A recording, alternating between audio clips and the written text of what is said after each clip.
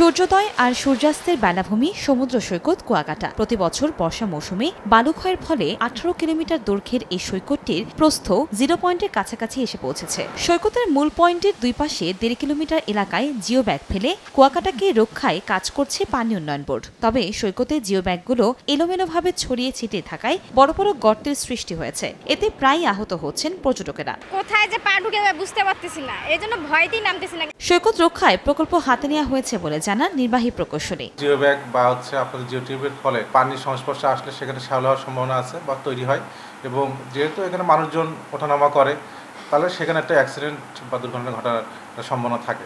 তো আমরা এই বিষয়গুলো আমাদের ঊর্ধ্বতন কর্তৃপক্ষকে অবহিত করেছি। আপনারা যদি কোনো ডিরেকশন দেন সেই অনুযায়ী আমরা হায়ার অথরিটির কাছে অনুমতি চাইব, সেই অনুযায়ী আমরা পরবর্তীতে পদক্ষেপ নিতে পারব।